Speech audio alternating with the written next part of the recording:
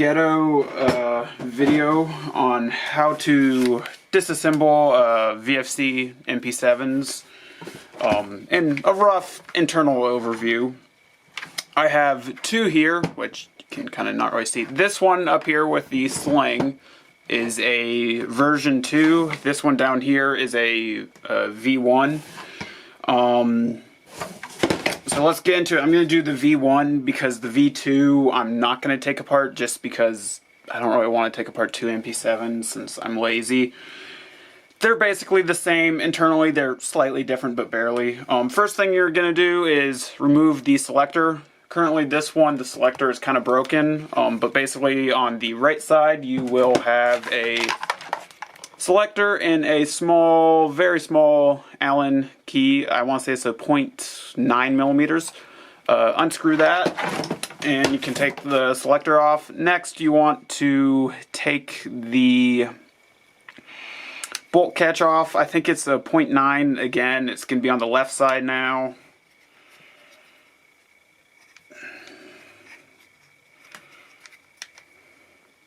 I'm probably going to have to speed this up since holy cow is this going to be a long video.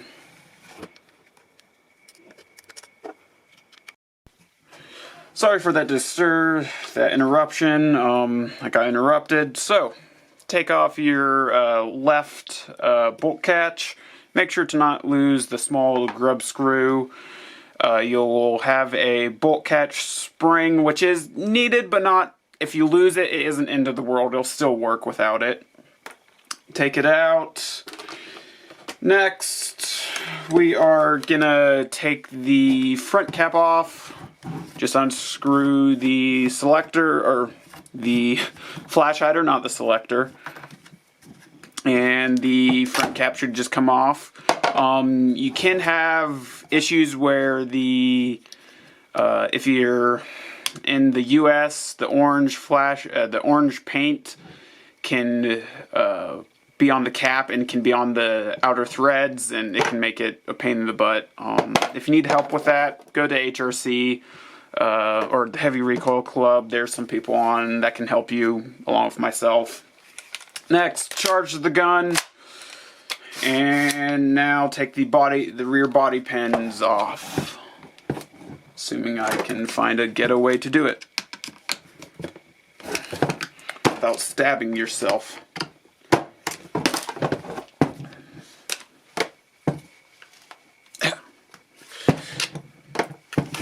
Once that, you can carefully take the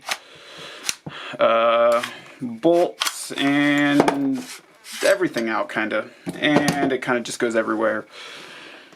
Here's your recoil spring, your bolt, your stock assembly, and charging handle. Now that you have that, there's going to be a trigger pin right here. It's a roll pin, I think. I don't know. I'm tired. So just punch that out. It doesn't matter what way. Just try to find something that will punch it out without damaging the body.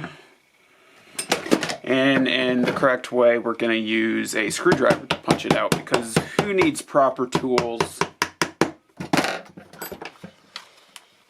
When it's mostly out, you can grab it. Yeah.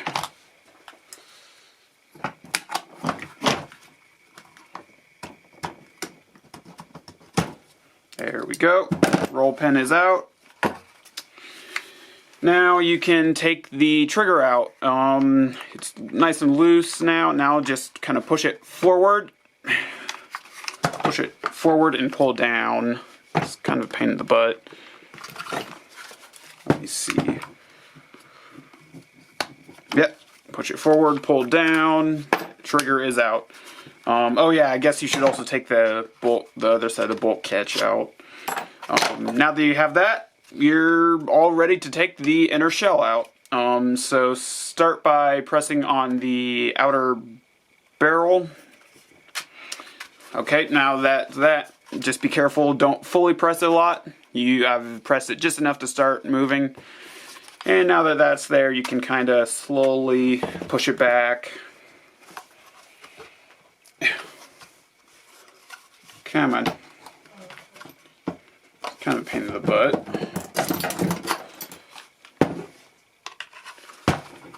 Sometimes you gotta.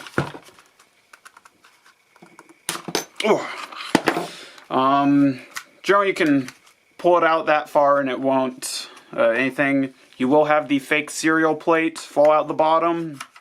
It just slides into this slot right here. Pretty easy. Normal American versions don't have anything on the serial plate. It's blank. I got I think European. I ordered from VFC, and if you order the serial plate, they will give you something with etched markings. Unfortunately, it's not the Asia edition with like correct HK trades. It's just some random gibberish. After that, you can still continue slowly pull the inner shell out. I kind of did it a little bit roughly. You want to go a little bit slower, since right about here you will have some small springs here and here, and then on the other side right there that can possibly fly out. I do have a trick to keep them in there, which I'll get to later. Let's see. And then it just kind of gets stuck here. The trigger bar sometimes likes to move out. So it's always a fun game trying to get this out, since it's like you don't want to use a lot of pressure taking it out, since if stuff falls it goes everywhere, but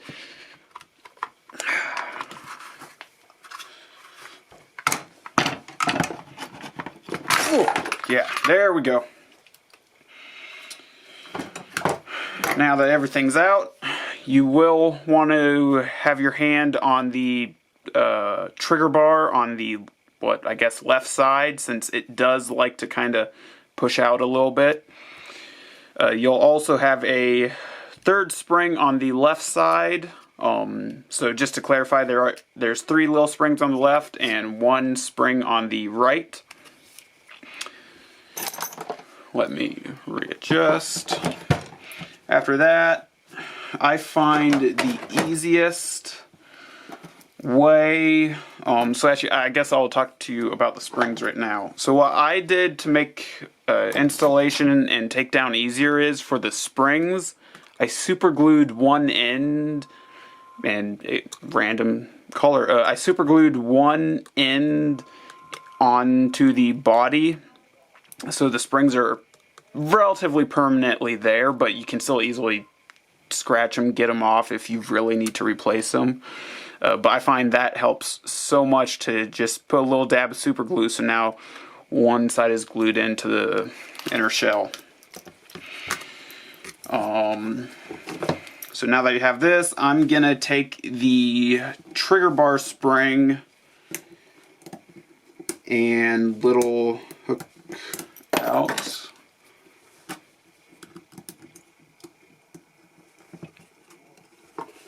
So if you can see, here is the trigger bar spring. It's the farthest towards the front spring. It also has a little metal tab that has a notch on it that goes under and under the trigger bar.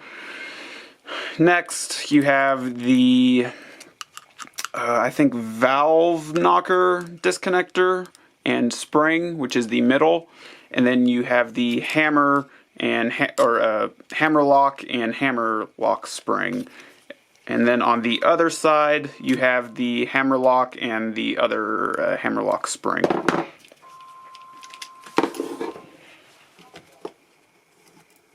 And if you can hear anybody calling, it's really annoying. The random callers. Another thing to say on the left side is the bolt catch bar, and then the bolt catch actuator that for the bolt catch, I guess, to go through. I don't know.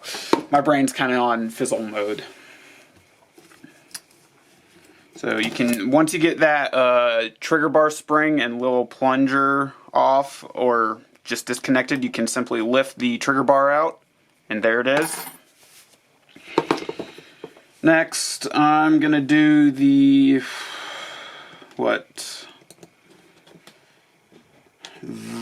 I think it's the valve knocker disconnector and spring. It's kind of hard to get to. Sometimes you just... Actually, I'm going to leave that in since that is an important thing to say, because if you take the valve knocker out, the hammer or the valve knocker disconnector out, the valve knocker assembly can just kind of slide right out. There's also another small spring right here that's for the valve knocker assembly to slide back and forth. Along with there's another spring inside the valve knocker assembly that allows you to push up and down on the valve knocker and it will reset in theory, which right now it's not, but that's for different reasons. So to make it easy, let's see, I always forget. You can also take off the charging handle or the bolt catch bar. Right now it has a small little metal cup, I want to say, with a flanged edge. You can just simply take it out, and as you saw, the bolt catch bar comes out. And then you'll also have the bolt catch, actuator, I want to say, I'm going to call it. At this point, I would recommend, since the hammer is going to be in the cocked position, I would recommend uncocking it, since it makes it a little bit less scary. If stuff does start to fly, I'm just thinking here. Simply, actually, I guess right now you can also take that spring out for the hammer lock and this spring out for the hammer lock.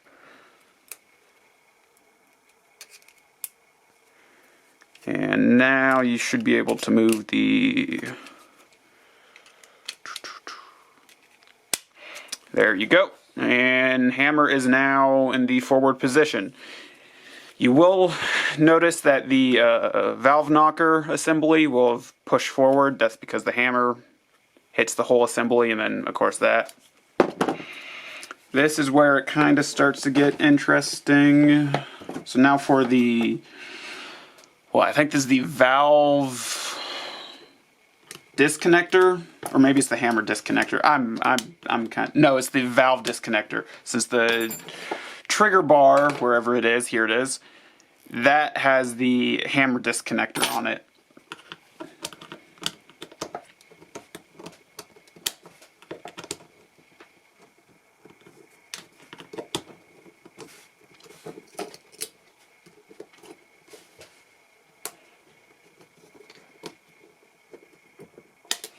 Actually, I might have lied to you. I'm going to actually have the hammer in the cocked position. And then I'm going to take the... Or I'm not... No? Yes. Then I'm going to take the... valve disconnector out. Somehow. It's kind of a pain in the butt. I always forget how this...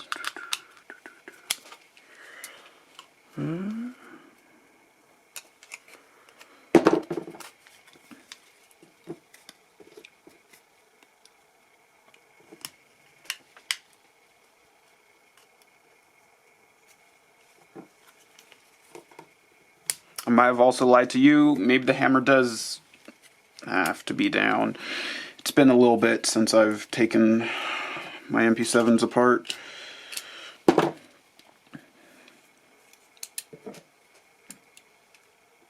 Yeah, so now I'm going to have the hammer up. And there we go. I think the hammer should be down. Oh, yeah, as you saw and as you just heard, I just lost a spring, but that's fun. But there are ways that you don't have to worry about that. So now to take the disconnector out, and I am stuck. Let's see. There you go, it's out. Another reason to, so I lost the spring that actuates the valve knocker for sliding back and forth. There is another spring inside, as you can see, that allows it to spring up and down. You can also super glue, I think, both of them, although obviously I did not super glue the one that goes there, so I'll have to find that spring in a second. Let me try looking for it right now. So some slight hiccups. That spring that I mentioned that goes in this hole, it's just gone, and I've looked for it kind of on my desk. It's gone. Luckily, the springs that are used for that are very similar to AEG, I think Selector plate springs. Here's a random spring from my parts box that is pretty close. It's a little bit light. It could be a little bit stronger, but it'll probably work. That's another reason why you can probably super glue the spring in so it doesn't fly out like that. Also, when you do take out the valve disconnector, probably a good idea to hold your finger on the knocker assembly so it doesn't fly out. But there's the knocker assembly and the valve disconnector. Actually, let's see. For right now, I'm going to use a little bit of super glue and put this spring that's just a random spring that I found back on the knocker assembly.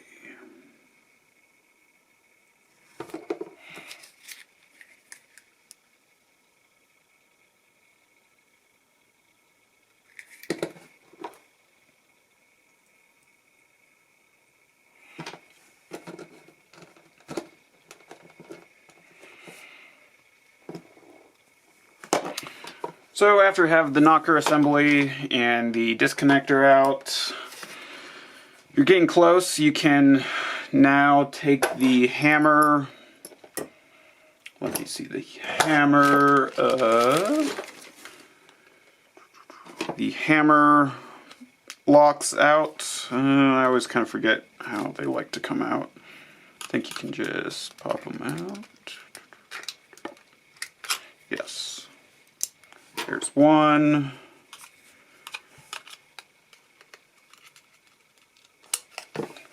There's the other. And as you can see here, it is really nice to have those springs glued so you don't have to worry about them. Now, granted, the caveat to that is if you didn't have them glued, you could just take the springs out right now and that, but then you can lose them, and then when you're reinstalling them, they're a pain in the butt. So now you have that, you can, let me see, take out the selector switch assembly, which I always forget. Oh yeah, I have to do it from this side, I think. Or actually, I think you can actually get away with leaving the selector switch assembly in. This I also glued the one spring since that sometimes has a habit of coming out. And now that you have that, you are ready to disassemble the inner shell. For the V2, you will have a steel outer barrel insert that you can simply, there should be a hex or Allen screw right here that you can simply take that out, and then once you take out that screw, the whole steel insert will come out. For V1s, it doesn't have a steel outer barrel, and it's just a molded outer barrel that's molded into the inner shell. So for taking the rest out, now it's just screwdriver time. Let me see. Yeah, so there's going to be some screws, one screw here, here, here, here, here, here, and here, to take out. And mostly the same length stuff, that's the one's supposed to be the barrel, because they're a little shorter. I don't try to match, when they take out the same spot, just because they are threaded in plastic, and there's like a small chance that you can screw up threading the other it's not one to insert great.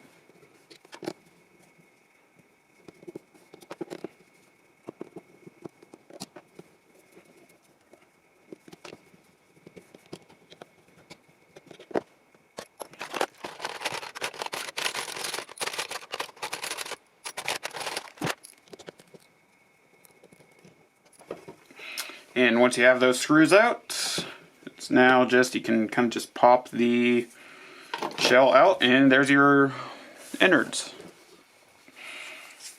As you can see. First you have the hammer and hammer spring. Those simply come out pretty easy. So now if you want to, I want to say AMG makes a lighter winter hammer spring. I don't have any experience with it. I haven't heard much about it. It could be worth changing, but at the same time, it could also just be kind of a scam. So there's your hammer. And your barrel assembly. For your hop-up, you can see you have the adjuster with a fake, I don't know, I want to say, I don't really know what that is, but with the hop-up adjustment rod that goes to the hop-up. And yeah, so for taking the hop-up out, you can just simply take the barrel, and it'll kind of take the rod out. So as you can see, this is how it works. When this is on, you spin it, it adjusts the bar, and the bar presses on the hop-up arm, which, depending on where it presses, it applies more or less hop. Pretty standard. And then you do have, this is another spring inside. This is, I believe, the trigger spring, reset spring. I'm not 100% sure, but is there with this. Now to get into the difference, or well, actually, I guess from here, for the hop-up, you have some screws. This is a version 1 hop-up.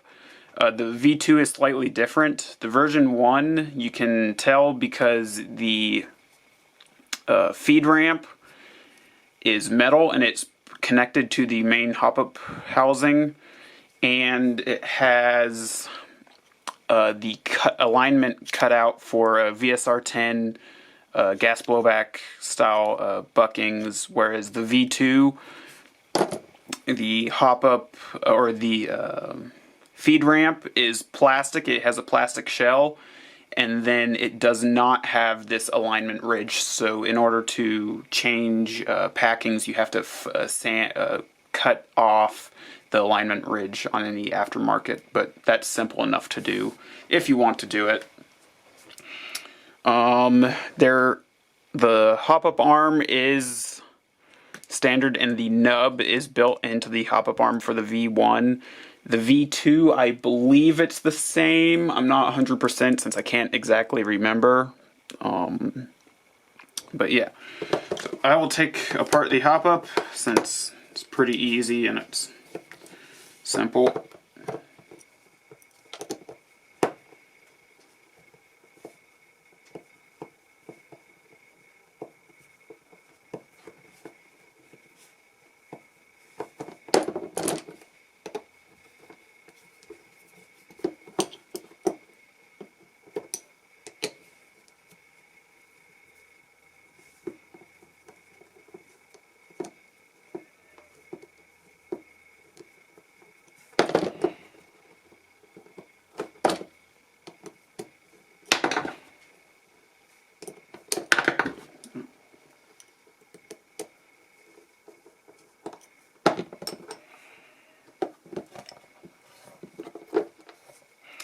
So as you can see, the hop-up is one solid unit, and the bucking. It's a little bit dirty. I forgot if I've cleaned this one or not.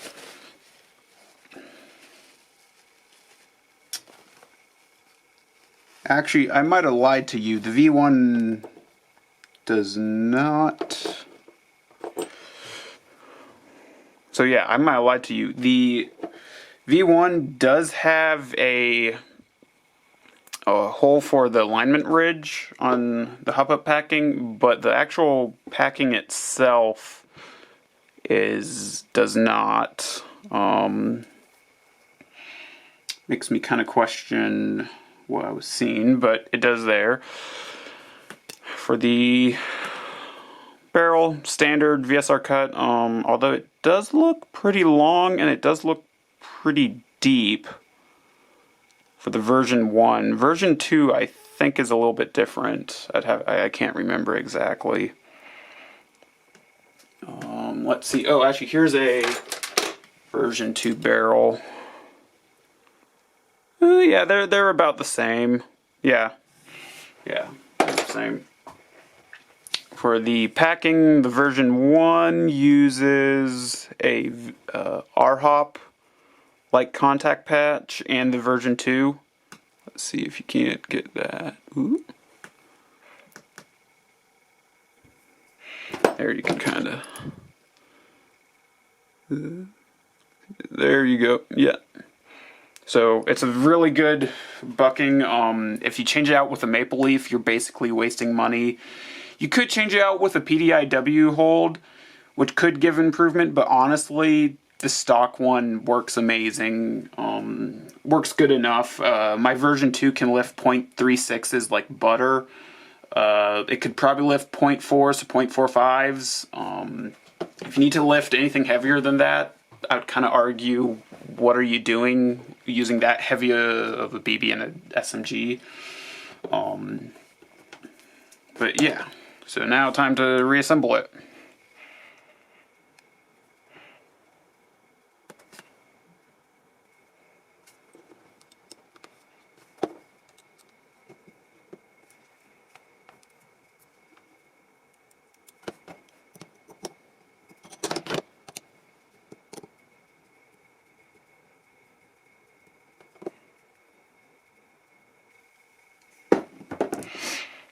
And there you go.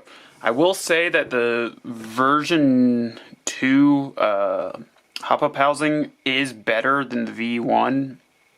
The plastic feed ramp that they use, it likes to grab the nozzle better, and it seems like it is less likely to have feed ramp issues of scratching and denting the BBs. This V1, the last time I tested it, it did have issues where it was chopping BBs a little bit, but that was with limited testing and I would have to shoot it some more. While we're here, I'll talk about the bolt. The difference between a V1 and V2 for bolts, there's really nothing different. If I remember right, there might be a little bit of different cutout on the top. But it's very minimal. The only real difference for the V1 and V2 for bolts is the air nozzle. The V2 air nozzle, try to grab the, let me see, the actual air nozzle part here is longer in the V2, so it has much better contact with the hop-up bucking or hop-up packing for air nozzle seal. And the back of it, this is a V2, the back of V2s, they're ported, whereas V1s, they're unported. But that's the only difference. I don't know how much of a difference that porting makes. The V1 still seems to perform fine. I will say that that shorter nozzle does make a massive difference in nozzle seal. If you have a V1 nozzle with a V1 hop-up, it has almost no seal. If you have a V1 nozzle inside of a V2 hop-up, it does have a seal. And then if you do a V2 nozzle and a V1 hop-up, it does have a seal. For disassembling the bolt, it's pretty easy. There's just 2 screws here, and it'll have the nozzle stop plate, I want to say, come out. The 2 bolts that I have, both of them had some red Loctite on these screws that VFC put on, so it might be a challenge to get these out. Both of mine weren't too bad, but just to warn you. After that, you can just take the nozzle out, and it'll have the nozzle return spring, and then from there it's just a pin holding the rocket valve and rocket valve spring. And currently this one has a Bowmaster low FPS rocket valve and rocket valve spring. Stock, it was shooting, or with the original, when it was first put in, it was shooting about 390, 400, 410, which is not low FPS at all. With trimming the rocket valve spring, it got down to about maybe 380, maybe, with 0.2s. Cutting it down some more, I overcut it, so now the rocket valve can move freely, which is not good. Now it has massive, like 100 to 150 FPS variants because the rocket valve can move. So if you do trim nozzle valve springs with the Bowmaster kits, don't overcut them. And so that's it. So now we can, I guess there's a little bit, I'm not going to fully disassemble, but for the stock assembly, this return spring is just held in place. You can generally get it out with a screwdriver. Sometimes they're hard to get out, sometimes they're not.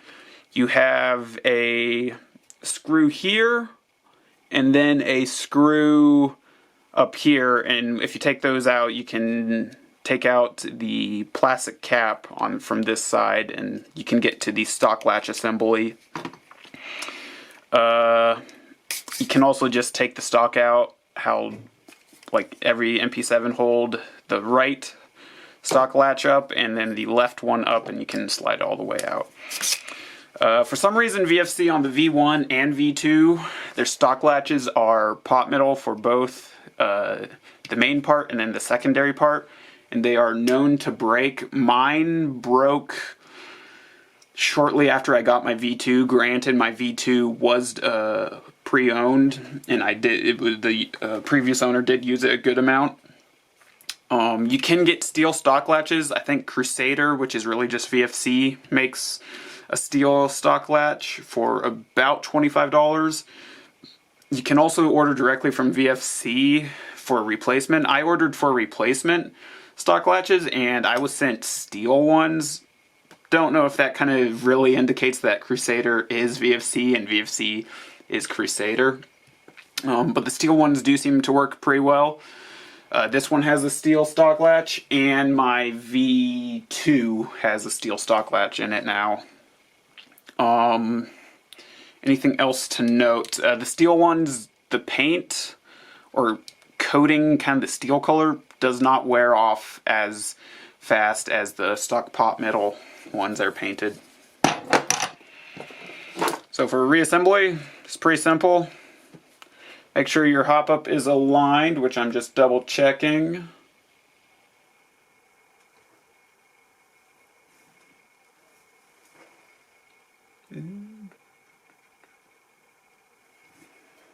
Actually, while I'm here,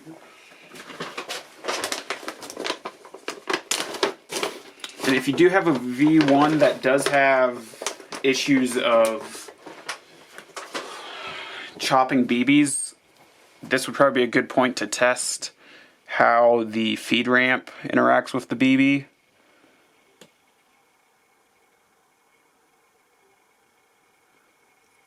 Yeah, it seems like it's fine. So once you got that, you can put this back together.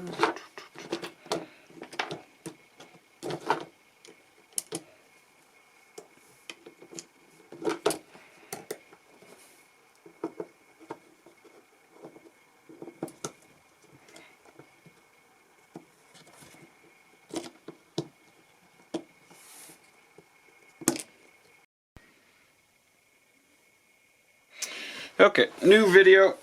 Memory time limit ran out, so once you have that assembled, you can now put the hammer back.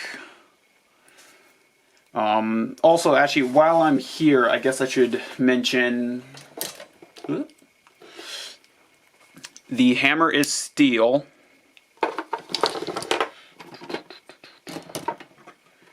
The hammer stops are also steel.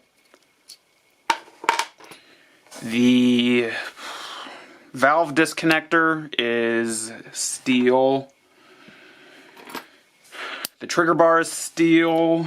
The bolt stop is steel. And let's see. The recoil rod is steel. Everything else is not steel. The valve knocker assembly isn't steel.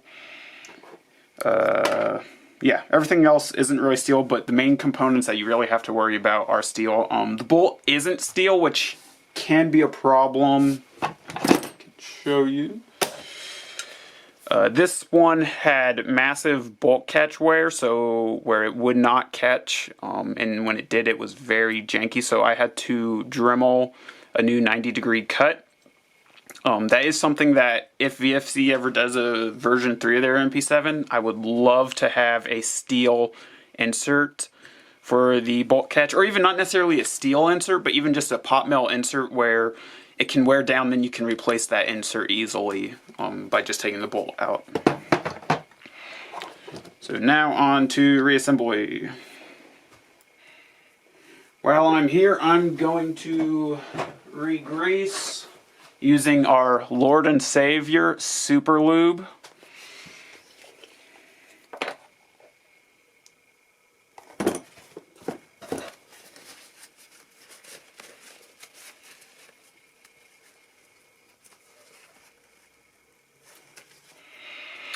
I'm going to put some on the, let's see, hammer assembly, generally on the hammer stop contact points.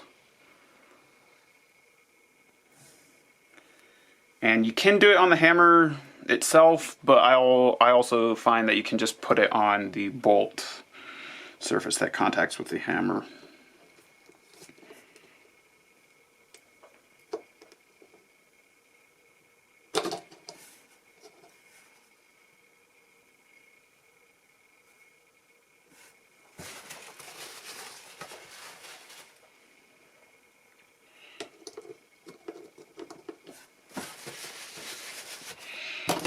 Now,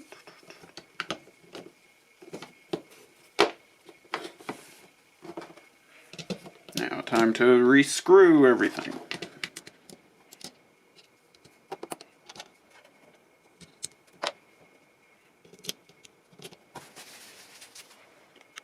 I had to wash my hands, they were pretty dirty from all these. But yeah, so just never shell back on. I might speed up for this, so that's pretty boring. You do want to make sure you don't tighten these screws to the overhand, but you just grip the threads on the body, and that's going to be fun times.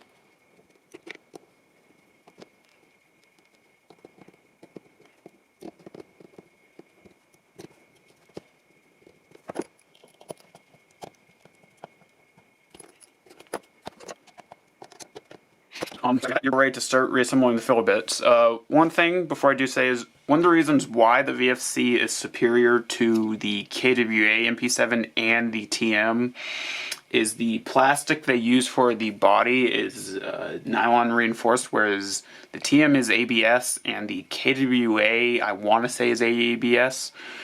The other thing is, for the KWA, their internal shell is metal, which sounds like a good idea, but some of their design choices were really not thought out. For the rear body pin, they have the bottom hole that's metal, but they don't have a top support brace, which is one of the reasons why if you see KWA MP7s, their receivers cracking, it almost always starts with the top, because basically the only thing keeping the pins in and with the force is literally just the body, the top posts. So that will crack first.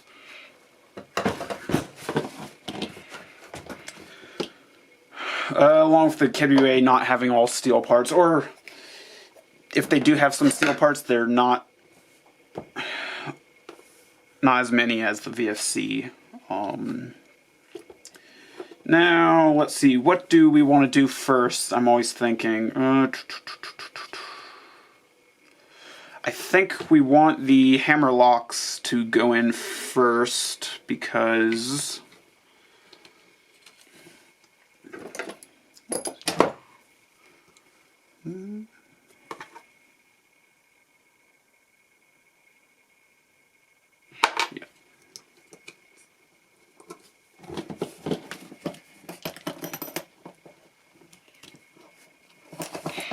so when you put the hammer locks in, it's easiest to have the hammer back. And actually, now I'm just seeing, I think I need to tighten it down.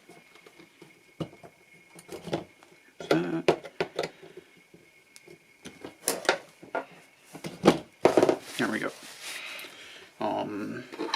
So as you can see, it's much easier to have those springs glued in, which is like the 5th time I've said that, but it's easier for me.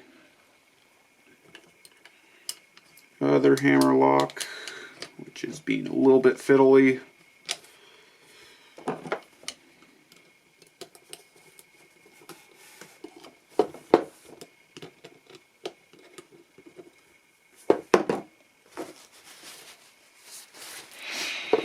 After the hammer locks, it is time for the valve knocker assembly, which I need to reposition a spring.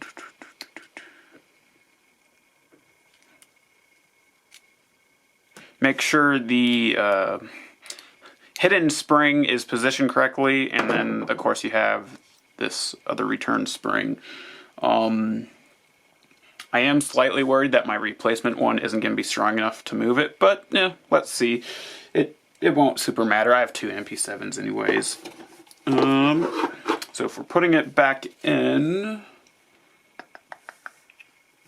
want to put the fin in, and like that. I already screwed up the spring.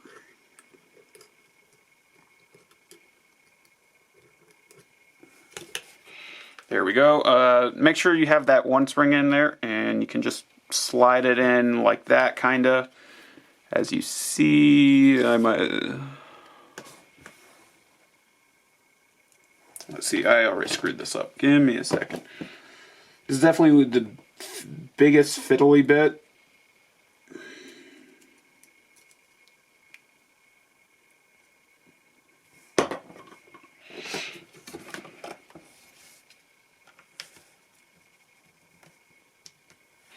So once you have it there, you can reposition this one spring, assuming I can find my flathead.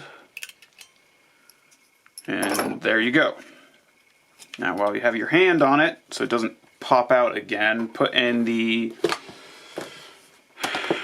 valve reset.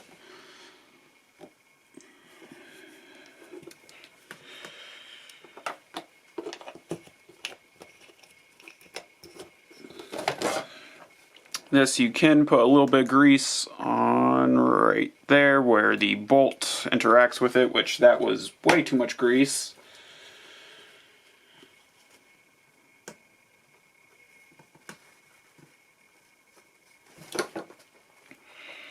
And that you can just slide in.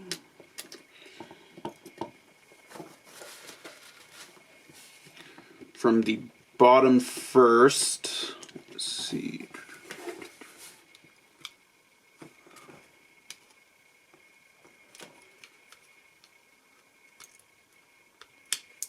There you go. And then once that's in, you don't have to worry as much about the valve knocker. Well, that's a lie. Okay. You don't have to worry about it. You do have to still deal with the actual valve knocker itself kind of spring out.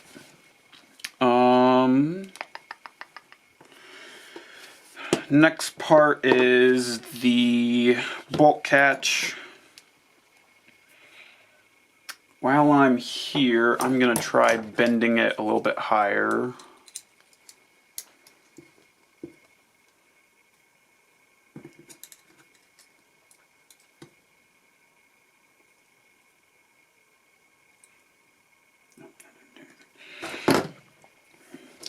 the bolt catch.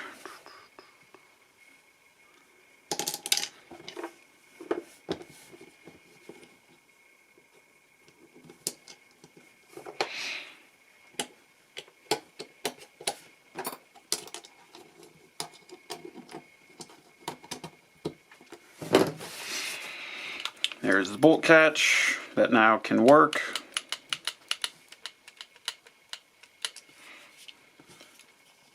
And now I think it is time to readjust the valve knocker, which I am failing to do, which I'm going to have to do off camera.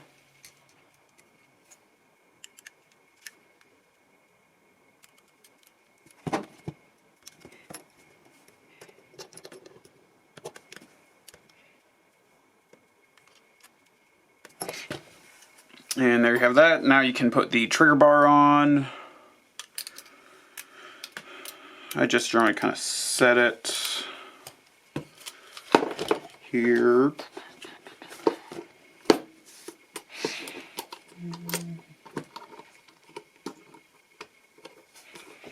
And once you have that, you can move the trigger bar, plunger and spring, and there you go. Now you have it, assuming I don't lose it. So keep your hand on the trigger bar and the valve knocker. And now you can grab your body and start to slide it back in, assuming you have everything, which I do.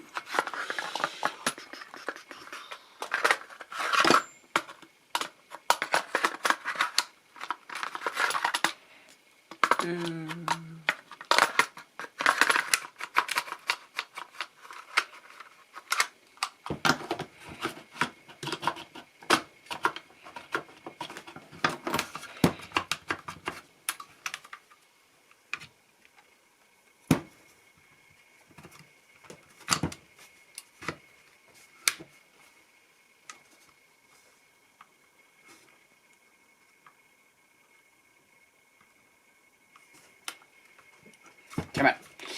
And sometimes putting the body in is a pain in the butt, so it's handy dandy screwdriver hammer time.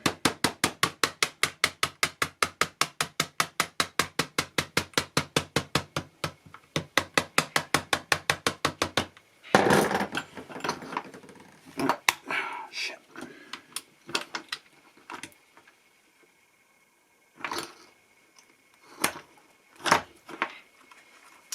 When you do put in, I have it mostly in now where I can just let go. Make sure the trigger bar is not pushing out and riding on top of the body, but it's in its groove. And now you can just keep on either pushing it in, or for me, we're going to be lightly hammering it because it's a little bit of the pain. And then when you get to here, you'll have to push the valve knocker down again, since it will spring up and get caught on the serial plate area. You can probably just push it in. Now there you go. Once you get to there, you can take your serial plate, which I always forget what way, yeah, like this, put it in its track, and then continue pushing in, and it got caught a little bit.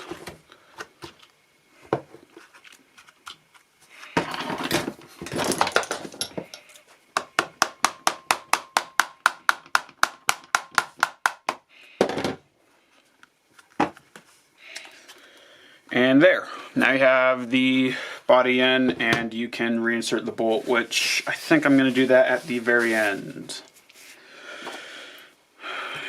I'm going to put the trigger in first. Again, kind of just working it back in. You don't have to be super worried about it breaking or you stretching the plastic. There, now it's in position. Now we can find the trigger pin and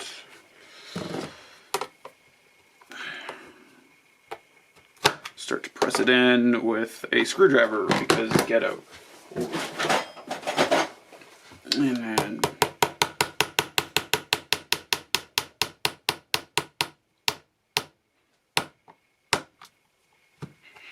there, now it's flush. Trigger is in. Do not pull it yet. The hammer's still cocked back. Also, when you do reassemble, you do want the hammer to be back when you put in the bolt. Kind of obvious. You can't put the bolt in when the hammer is forward. Now we can also put the front cap on. You do not have to do it in this order, by the way. I'm just kind of doing it random. Flash hider. You do want to be careful on the version 1s. The threading is plastic. Just to be aware that, make sure you have the flash hider going on correctly and not wonky.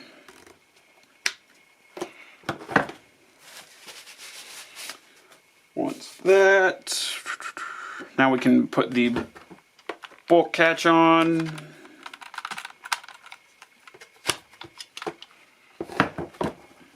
There's that. For the bolt catch spring, you want to have the little hook. Assuming I can see it. Yep, the little hook. That will be grabbing on to the bolt catch. So just the flat end of the spring goes in. And then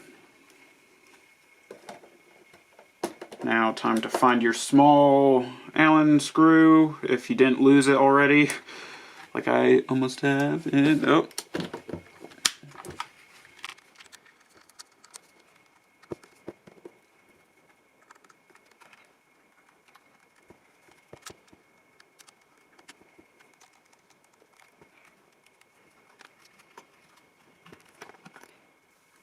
And you generally want this bolt catch screw to be relatively tight, not crazy, just enough to where you're like, okay, if I put any more force on, am I going to strip it or am I going to cross thread it or whatever? You could even probably go a little bit less.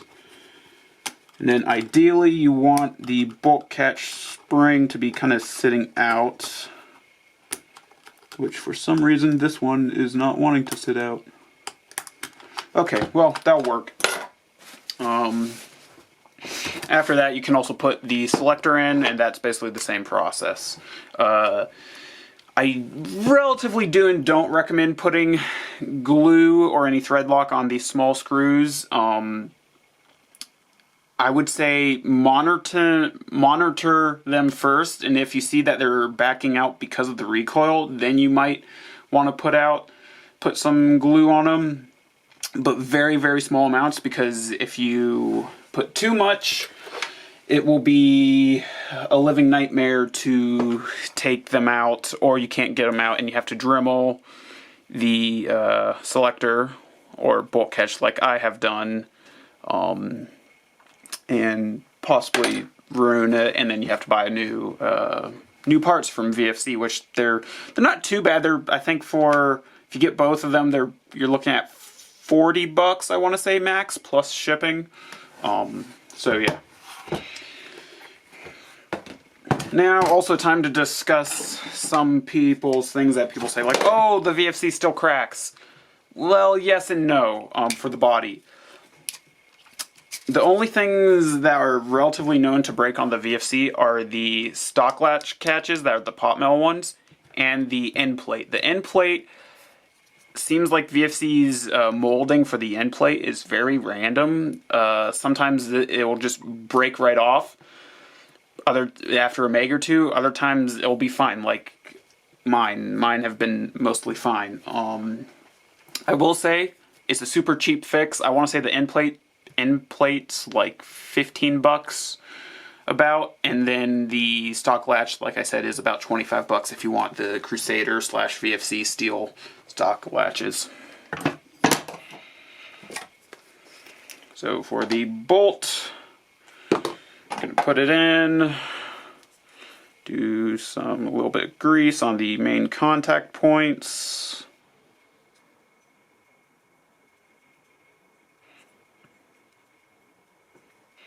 I also like to do a little bit of grease on the side of the bolt, towards the back, and then on the rail that rides on. And basically anywhere where you see exposed metal, generally that's where friction and contact is happening, so just add a little bit of grease.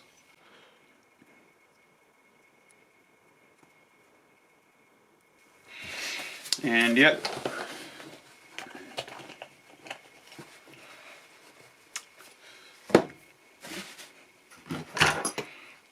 The bolt back into its guide rail.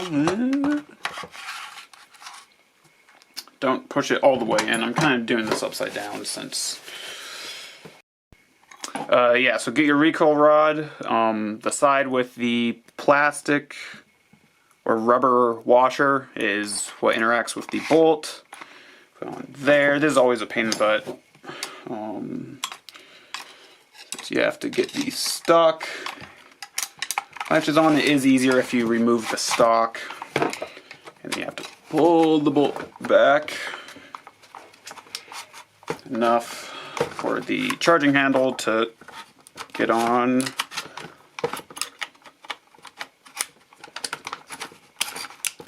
There it goes, and push it into battery. And then you can put the body pins on, assuming they want to go in.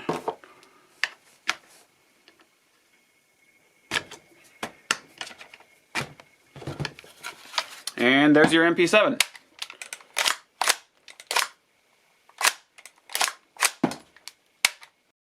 And then, as a function test, hold the bolt catch down. Works on semi, full auto.